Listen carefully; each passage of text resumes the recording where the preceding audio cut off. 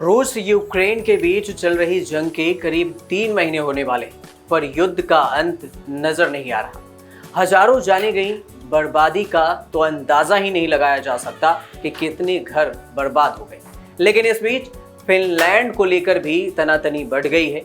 यानी अब फिनलैंड पर विवाद है। फिनलैंड और स्वीडन नाटो के सदस्य होना चाहते हैं और इसके लिए आवेदन भी दिए हैं। रूस ने इसका कड़ा विरोध किया है और कहा है कि फिनलैंड को तबाह करने की धमकी तक दे दी है। नाटो में शामिल होने से रोकने के लिए रूस ने यूक्रेन को बर्बाद करने के बाद फिनलैंड पर निशाना बनाया है। नाटो में शामिल होने पर इच्छुक फिनलैंड तो सिर्फ 10 सेकंड में साफ हो जाएगा, ऐसा धमकी दिया गया। ऐसे में सवाल उठता है कि क्या फिनलैंड सेना रूसी सेना के सामने कितनी देर तक टिक पाएगी। सबसे पहला अब दावा देखिए कि रूसी राष्ट्रपति पुतिन के एक वरिष्ठ सहयोगी ने ब्रिटेन पर परमाणु हथियार दागने की धमकी देते हुए दावा किया कि उसमें सिर्फ 3 मिनट लगेंगे और फिनलैंड को बर्बाद कर देगा। ड्यूमा की रक्षा समिति के डिप्टी चेयरमैन अलेक्सी जुबिलान ने कहा कि नाटो में शामिल होने का इच्छुक फिनलैंड सिर्फ 10 सेकंड में साफ हो जाएगा। खास बात यह है कि अलेक्सी ने धमकी दी और कहा कि यूक्रेन पुतिन की सेना बिल्कुल फाइनल है और बात कर चुकी है। फिनलैंड ने यह घोषणा कर चुका है कि वह नाटो में शामिल होगा और इसका समर्थन भी कर दिया। इसके बाद 14 मई को रूस ने अपने पड़ोसी देश की बिजली सप्लाई रोक दी। फिनलैंड अपनी कुल बिजली खपत का 10% रूस से आयात करता है, जो कि अब रूस ने रोक दिया। अलेक्सी ने कहा कि अगर फिनलैंड इस खेमे में शामिल होना चाहता है तो हमारा लक्ष्य बिल्कुल साफ है। अगर अमेरिका हमारे देश को धमकी देता है तो हमारे पास आपके लिए सैटर्न II मिसाइल है। अगर आप रूस के अस्तित्व को मिटाने की सोचेंगे तो आप राख हो जाएंगे।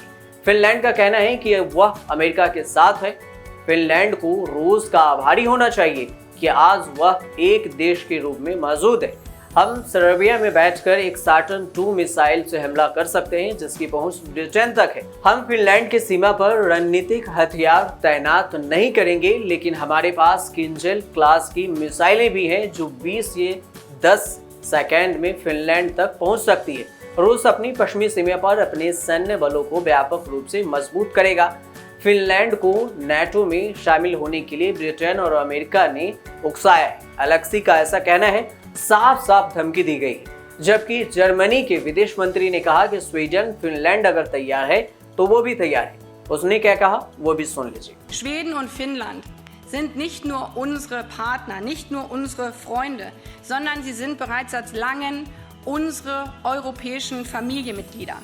Daher haben sie unsere vollste Unterstützung bei allen Entscheidungen, die sie mit Blick auf ihre eigene Sicherheit jetzt treffen. Schweden und Finnland, if you are ready, we are ready. Vielen लेकिन सवाल ये कि नाटो में बाकी देश शामिल क्यों होना चाहते हैं? क्योंकि रूस ने जिस तरह यूक्रेन पर हमला करके तबाही मचाई है, उसने रूस के दूसरे पड़ोसी देशों और आसपास के देशों में चिंता बढ़ा दी।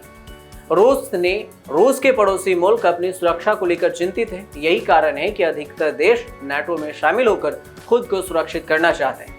उन्हें लगता है कि सदस्य बनने पर अमेरिका और अन्य बड़े नाटो देश उनकी रक्षा करेंगे। रूस और यूक्रेन के बीच चल रहे युद्ध को अब 3 महीने होने को हैं। रूस ने यूक्रेन पर जिन वजहों से हमला किया उसमें एक बड़ा कारण यूक्रेन का नाटो में शामिल होना भी माना जाता है।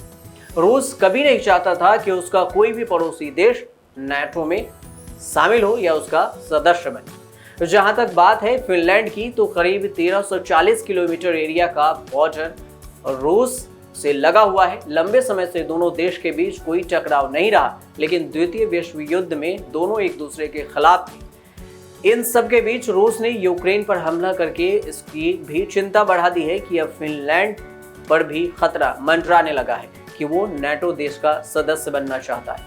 आप देखते रहिए न्यूज़ तक।